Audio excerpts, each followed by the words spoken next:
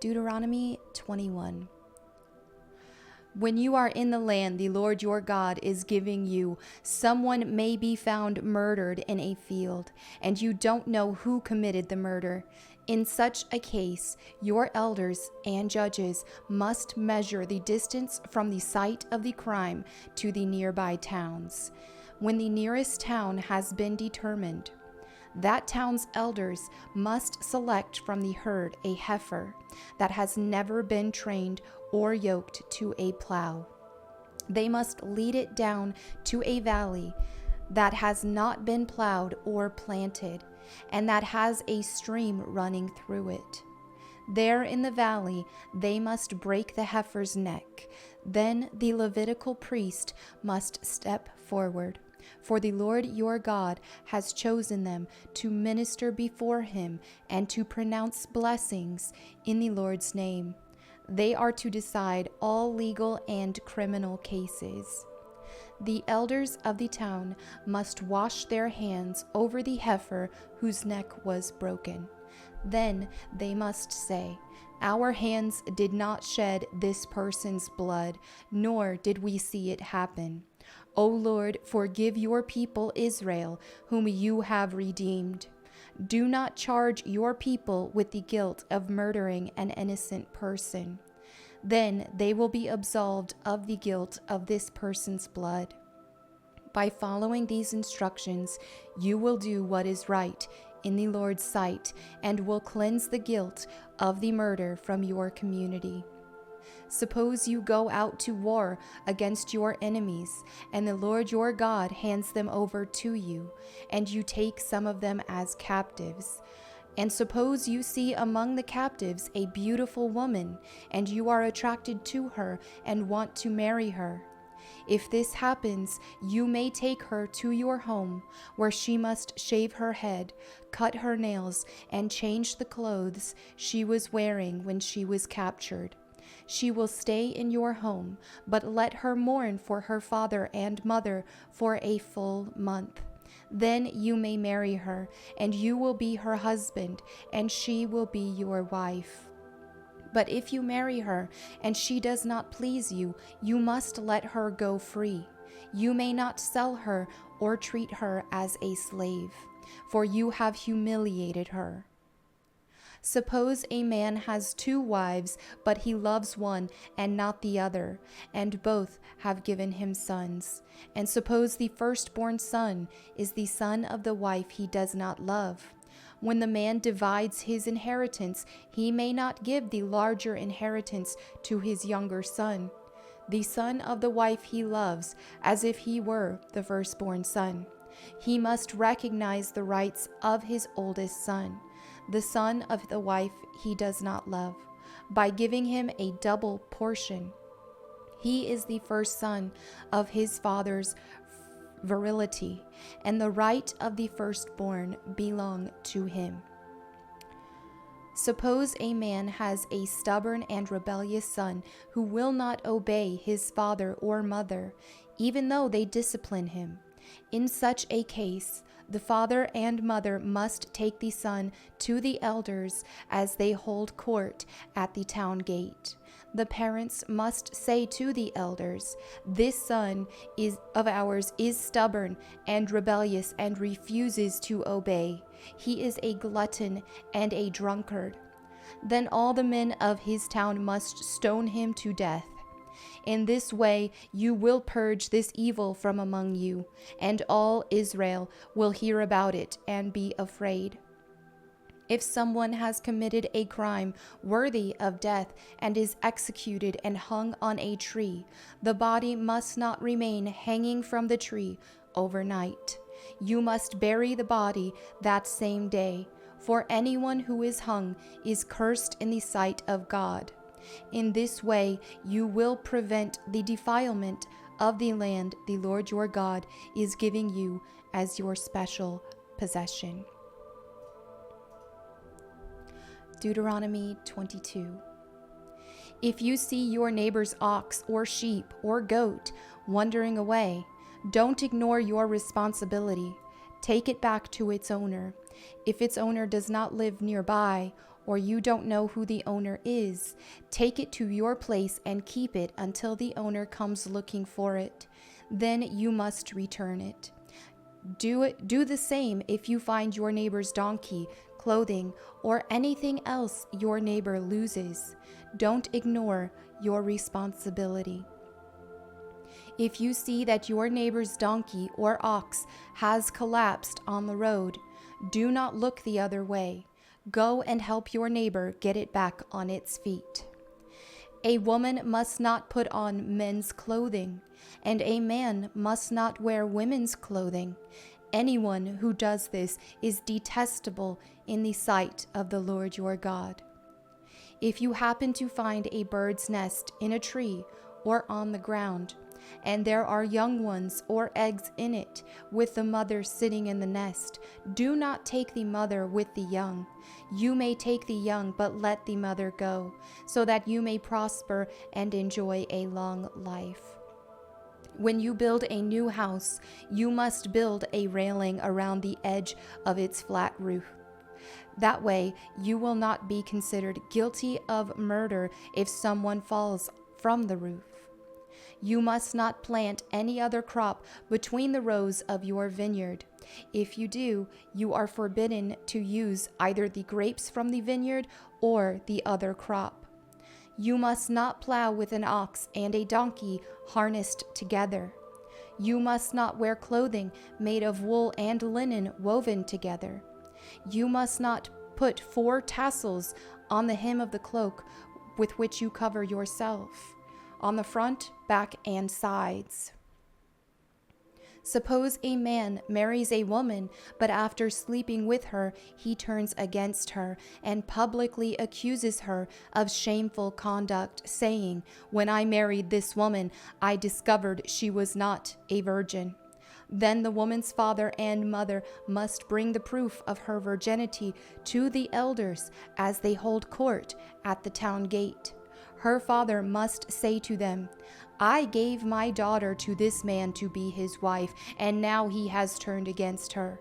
He has accused her of shameful conduct, saying, 'I discovered that your daughter was not a virgin. But here is the proof of my daughter's virginity.' Then they must spread her bed sheet before the elders. The elders must then take the man and punish him. They must also fine him 100 pieces of silver, which he must pay to the woman's father, because he publicly accused a virgin of Israel of shameful conduct. The woman will then remain the man's wife, and he may never divorce her. But suppose the man's accusations are true, and he can show that she was not a virgin. The woman must be taken to the door of her father's home, and there the men of the town must stone her to death, for she has committed a disgraceful crime in Israel by being promiscuous while living in her parents' home. In this way you will purge this evil from among you. If a man is discovered committing adultery, both he and the woman must die. In this way you will purge Israel of such evil. Suppose a man meets a young woman, a virgin who is engaged to be married, and he has sexual intercourse with her. If this happens within a town, you must take both of them to the gates of that town and stone them to death. The woman is guilty because she did not scream for help. The man must die because he violated another man's wife. In this way, you will purge this evil from among you. But if the man meets the engaged woman out in the country and he rapes her, then only the man must die. Do nothing to the young woman. She has committed no crime worthy of death. She is as innocent as a murder victim. Since the man raped her out in the country, it must be assumed that she screamed, but there was no one to rescue her. Suppose a man has intercourse with a young woman who is a virgin, but is not engaged to be married. If they are discovered, he must pay her father 50 pieces of silver. Then he must marry the young woman because he violated her, and he may never divorce her as long as he lives. A man must not marry his father's former wife, for this would violate his father. Deuteronomy 23. If a man's testicles are crushed or his penis is cut off, he may not be admitted to the assembly of the Lord. If a person is illegitimate by birth, neither he nor his descendants for 10 generations may be admitted to the assembly of the Lord. No Ammonite or Moabite or any of their descendants for 10 generations may be admitted to the assembly of the Lord. These nations did not welcome you with food and water when you came out of Egypt. Instead, they hired Balaam, son of Beor, from Pethor in distant Aram Naharaim, to curse you. But the Lord your God refused to listen to Balaam. He turned the intended curse into a blessing because the Lord your God loves you. As long as you live, you must never promote the welfare and prosperity of the Ammonite or Moabites. Do not detest the Edomites or the Egyptians, because the Edomites are your relatives and you lived as foreigners among the Egyptians. The third generation of Edomites and Egyptians may enter the assembly of the Lord. When you go to war against your enemies, be sure to stay away from anything that is impure. Any man who becomes ceremonially defiled because of a nocturnal emission must leave the camp and stay away all day. Toward the evening he must bathe himself, and at sunset he may return to the camp. You must have a designated area outside the camp where you can go to relieve yourself. Each of you must have a spade as part of your equipment. Whenever you relieve yourself, dig a hole with the spade and cover the excrement. The camp must be holy, for the Lord your God moves around in your camp to protect you and to defeat your enemies. He must not see any shameful thing among you, or he will turn away from you. If slaves should escape from their master and take refuge with you, you must not hand them over to their masters. Let them live among you in any town they choose, and do not oppress them. No Israelite, whether man or woman, may become a temple prostitute. When you are bringing an offering to fulfill a vow, you must not bring to the house of the Lord your God any offering from the earnings of a prostitute, whether a man or a woman, for both are detestable to the Lord your God. Do not charge interest on the loans you make to a fellow Israelite, whether you loan money or food or anything else. You may charge interest to foreigners, but you may not charge interest to Israelites, so that the Lord your God may bless you in everything you do in the land you are about to enter and occupy. When you make a vow to the Lord your God, be prompt in fulfilling whatever you promised him. For the Lord your God demands that you promptly fulfill all your vows, or you will be guilty of sin. However, it is not a sin to refrain from making a vow. But once you have voluntarily made a vow, be careful to fulfill your promise to the Lord your God. When you enter your neighbor's vineyard, you may eat your fill of grapes, but you must not carry any away in a basket. And when you enter your neighbor's field of grain, you may pluck the heads of grain with your hand, but you must not harvest it with a sickle. Deuteronomy 24. Suppose a man marries a woman, but she does not please him. Having discovered something wrong with her, he writes a document of divorce, hands it to her, and sends her away from his house. When she leaves his house, she is free to marry another man. But if the second husband also turns against her, writes a document of divorce, hands it to her, and sends her away, or if he dies, the first husband may not marry her again, for she has been defiled. That would be detestable to the Lord. You must not bring guilt upon the land the Lord your God is giving you as a special possession. A newly married man must not be drafted into the army or be given any other official responsibilities. He must be free to spend 1 year at home, bringing happiness to the wife he has married. It is wrong to take a set of millstones or even just the upper millstone as security for a loan, for the owner uses it to make a living. If anyone kidnaps a fellow Israelite and treats him as a slave or sells him, the kidnapper must die. In this way you will purge the evil from among you. In all cases involving serious skin diseases, be careful to follow the instructions of the Levitical priest. Obey all the commands I have given them. Remember that what the Lord your God did to Miriam as you were coming from Egypt. If you lend anything to your neighbor, do not enter his house to pick up the items he is giving as security. You must wait outside while he goes in and brings it out to you. If your neighbor is poor and gives you his cloak as security for a loan, do not keep the cloak overnight. Return the cloak to its owner by sunset so he can stay warm throughout the night and bless you, and the Lord your God will count you as righteous. Never take advantage of poor and destitute laborers, whether they are fellow Israelites or foreigners living in your towns. You must pay them their wages each day before sunset, because they are poor and are counting on it. If you don't, they might cry out to the Lord against you, and it would be counted against you as sin. Parents must not be put to death for the sins of their children, nor children for the sins of their parents. Those deserving to die must be put to death for their own crimes.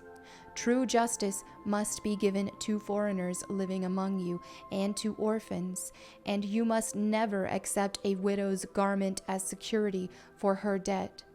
Always remember that you were slaves in Egypt, and that the Lord your God redeemed you from your slavery. That is why I have given you this command. When you are harvesting your crops and forget to bring in a bundle of grain from your field, don't go back to get it. Leave it for the foreigners, orphans, and widows. Then the Lord your God will bless you in all you do. When you beat the olives from your olive trees, don't go over the boughs twice. Leave the remaining olives for the foreigners, orphans, and widows. When you gather the grapes in your vineyard, don't glean the vines after they are picked. Leave the remaining grapes for the foreigners, orphans, and widows. Remember that you were slaves in the land of Egypt. That is why I am giving you this command. Deuteronomy 25. Suppose two people take a dispute to court, and the judges declare that one is right and the other is wrong. If the person in the wrong is sentenced to be flogged, the judge must command him to lie down and be beaten in his presence with the number of lashes appropriate to the crime. But never give more than 40 lashes. More than 40 lashes would publicly humiliate your neighbor. You must not muzzle an ox to keep it from eating as it treads out the grain. If two brothers are living together on the same property, and one of them dies without a son, his widow may not be married to anyone outside the family. Instead, her husband's brother should marry her and have intercourse with her to fulfill the duties of a brother-in-law. The first son she bears to him will be considered the son of the dead brother, so that his name will not be forgotten in Israel. But if the man refuses to marry his brother's widow, she must go to the town gate and say to the elders assembled there, "My husband's brother refuses to preserve his brother's name in Israel. He refuses to fulfill the duties of a brother-in-law by marrying me."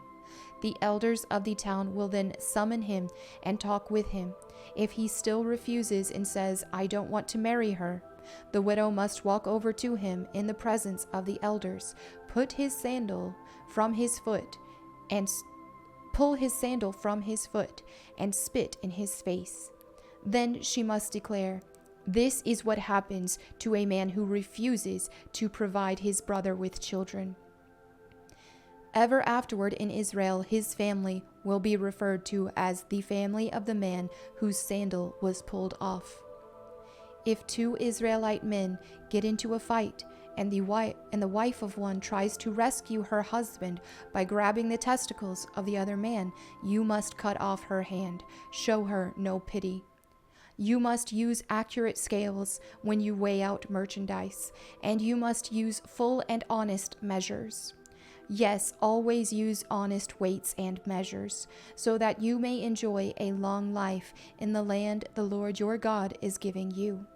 All who cheat with dishonest weights and measures are detestable to the Lord your God.